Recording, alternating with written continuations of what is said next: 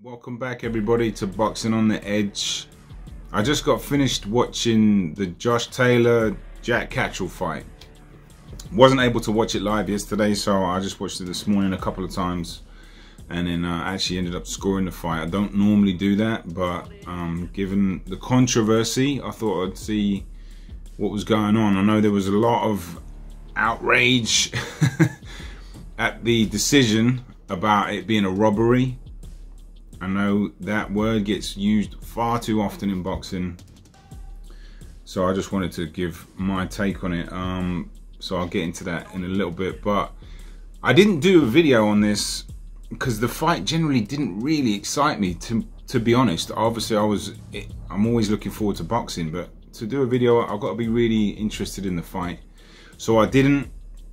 But in my head I thought it would go 12, and I thought Catterall would just get, outworked, and I didn't see him landing those left hands that he repeatedly landed. But so yeah, but after watching it, actually ended up being quite a good, decent little fight.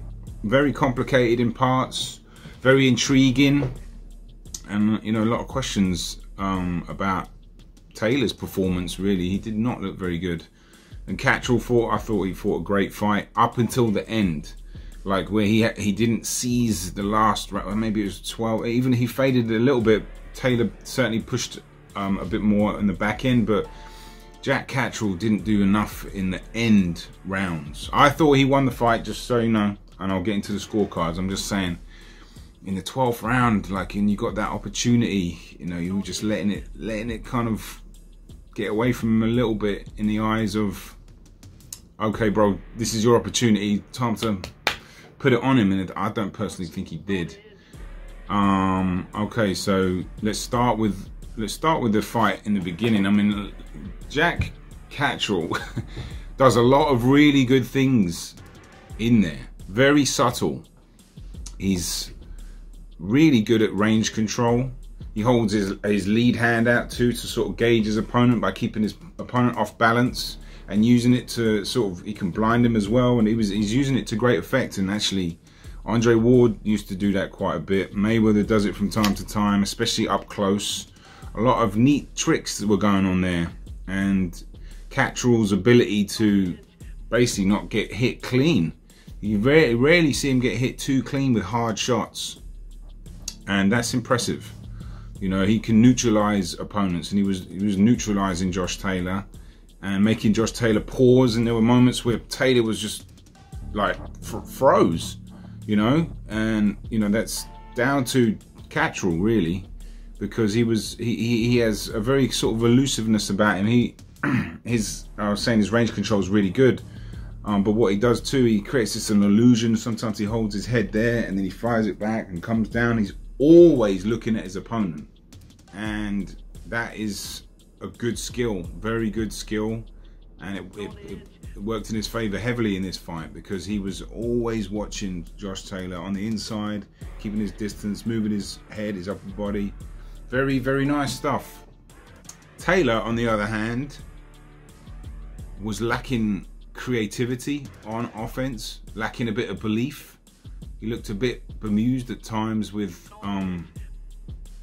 obviously Jack Catterall's movement and strength too. He was quite strong on the inside. Jack Catterall's a strong guy. So Josh Taylor really obviously I'm really talking about the front end of the fight, which I gave Catterall 5 out of the first 6.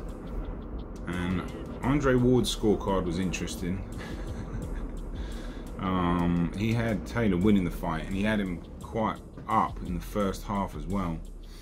But whatever.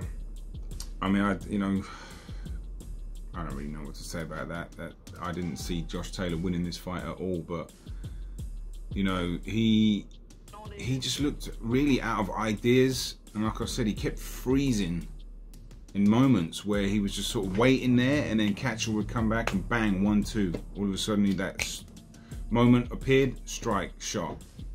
He boxed beautifully, Catterall. He really did. And then, but like I was saying, he didn't capitalize on the back end. When he knocked Taylor down in round 8, it was like Taylor in round 9, then he came back, and so the sense of urgency kicked in then, and then Catterall was, I don't know if he was steamed out, he didn't look too gassed, but maybe he was hiding it well, but something changed then, didn't it? And he, you know, Taylor's obviously putting the pressure on, intensifying his work, but he was still unimaginative, you know. He finally, also Taylor finally made some adjustments. When you get hit with the same punch, you know, when you see a fighter get hit with the same punch, like either in the gym or whatever, and you talk to other fighters, it's one of the most, like, not frowned upon, but it's like, come on, bro. You can't keep getting hit with the same punch over and over. Like, that's just, you know, like, okay, 2 or 3 times, but he was getting hit with that 1, 2. Every single round, it seemed. But then eventually, I think it was 10 or 11, he finally ducked down, finally figured it out.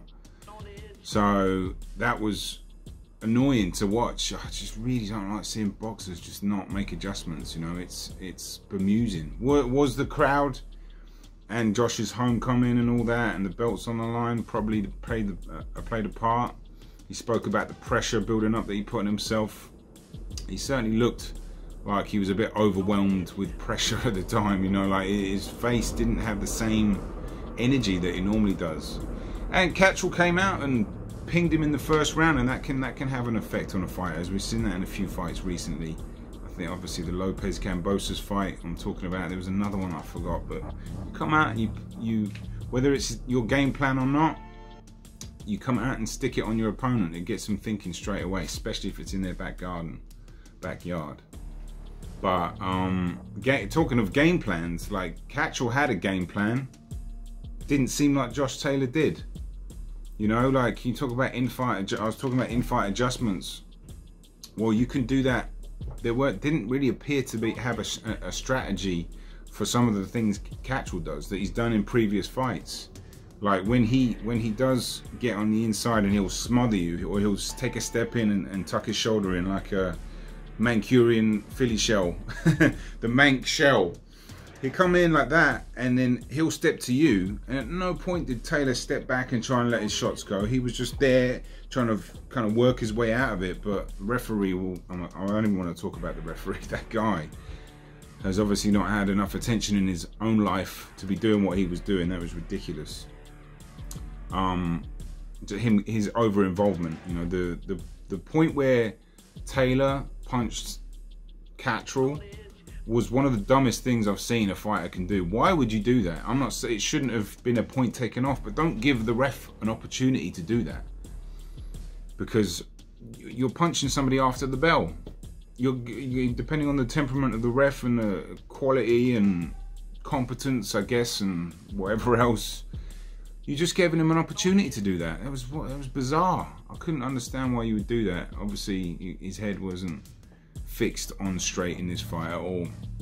But, you know, he didn't have a game plan, and that cost him. And his lack of creativity cost him. And his over emotional,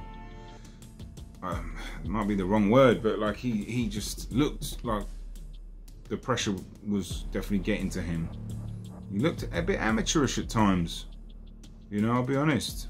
Offensively, he looked very basic, and Catterall was doing a lot of neat things in there. Tidy work, defensively aware, range control was good, like I said. Cute moves on the inside, defusing the offense, popping the jab, and then 1-2. Physically strong. He fought a great fight, and I thought he won the fight. I personally, after thinking about this quite hard, I don't think it was a robbery. I don't think it was an outrageous robbery. I really don't. A robbery, to me, one I'm trying to think of is Richard Abril versus Brandon Rios. I don't know if anyone's seen that fight. That is just as like blatant of a robbery as you can see. And there's like where you can really like hardly give a fighter a couple of rounds. You know, that's a robbery. You know, Taylor certainly won some rounds in the back end. I actually had him winning round 2, but there was some close rounds, and it wasn't like the easiest fight to score. some rounds were, but there was, you know, it's like, what do you go for? You know, work rate, clean shots, obviously. The CompuBox is obviously a talking point, and people just go, oh, he landed way more. Yeah, but it's not that simple, you know. Like, how heavy are the shots landed? How much damage are they doing? So, you know, I can't remember exactly what my scorecard was. 112 to Taylor, 114 to Jack Catterall, but you could have had that a little bit wider. But really, robbery to me, it's like if Taylor hadn't won any of the back rounds, right, or maybe one of them, then fine. But he did. So, you know, did the system win? Did Jack Catterall get beat by the system? Yeah. Was it a robbery? Not in my estimations, no. So, but it is a shame for Catterall, because he's one of those fighters that nobody's going to want to fight, because he's a promoter's nightmare, because he isn't like super fan friendly with his knockouts and stuff. He diffuses opponents. It's hard to look good against him. He's a southpaw. He's crafty. Doesn't really appeal to people like to fight, because, you know, he's not a big ticket seller, and he's kind of an unknown, and he can make fighters look really bad, which he did. And it reminds me a little bit of Carlos Molina, the junior middleweight, who was a spoiler, and he just can't, like, there's a matrix ability that Jack Catterall has. You know, like, he's just where someone's in front of you and you just cannot hit them, and you just like, he's got the ability because he keeps watching, you know, and he can move and make slick moves on the inside and keep his range control. He's got some matrix. You know, he was driving the Nebuchadnezzar yesterday in parts. So credit to him. I hope he can get a fight. He's going to struggle getting an opponent after that performance, to be honest. I hope he does. Nobody's going to really want to get in the ring with him, because, like I said, it's hard to beat him and hard to look good against him. But Taylor, where does Josh Taylor do? What does he do? Well, let's talk about the weight quickly, because I'm not buying this. He's outgrown the weight stuff, because pre-fight he was asked, you know, about the weight, because he did look a little, you know, gaunt, I guess people were saying. I think he looks a little bit like that normally, but like, he was very, very confident, and he said, I think his words were a piece of piss. He made it a piece of piss, and then he even mentioned about going back down to light, or he could make lightweight. So, and then post-fight, he mentioned, you know, he kind of confessed to, or he's like, you know, weight was all right, maybe moving up. You know, it's always the weight. For a bad performance, blame the weight. Well, you weren't saying that pre-fight. So anyway, he retained his belts. It's boxing. It's unfortunate that, you know, the system is set up like that, but I do question Jack Catterall's mindset in that last round. Just let it hang out, son. What do you have to lose? Let it hang out. I can't, like, oh man, I was getting so frustrated in that 12th round. I was like, mate, come on, mate, you got time to go. But he fought a good fight, and I feel for him, you know, and I'm always glad that both these guys came out the ring healthy. I always wish that for any fighter that steps through there. Very dangerous sport, so big them up on that. We'll see what happens. Josh Taylor's going to have to go back to the drawing board and get an opponent, perhaps just to make stylistically, you know, fit a little better, because two southpaws, that's one of the reasons too. I didn't really want to watch or do a video on it, because I knew it could be a bit awkward, but you know, I did enjoy the fight. But anyway, I'm rambling a little bit, but yeah, let me know what you think in the comments. If you think it was an outrageous robbery, I would love to know why. Obviously, you know, I know why, because it was Jack Catterall deserved to win, but you know, like a couple of rounds, really, 2, 3, even if 3 rounds, is that robbery? If you generally had Catterall winning 10 or 11 out of the 12 rounds, you know, I don't know. Let's talk about the ref really quickly, because he, you know what? Let's not talk about the ref. He doesn't deserve any limelight at all. So let's talk about what they're going to do in the coming years. Hopefully they can get some fights. Josh Taylor, like I said, get some more stylistically appeasing opponents. Take the pressure off and just assess your performance and see what you really did wrong, and hopefully can, you know, pick up your performances going forward. Anyway, that's it from me. Like I said, let me know what you think in the comments, and I will see you next time.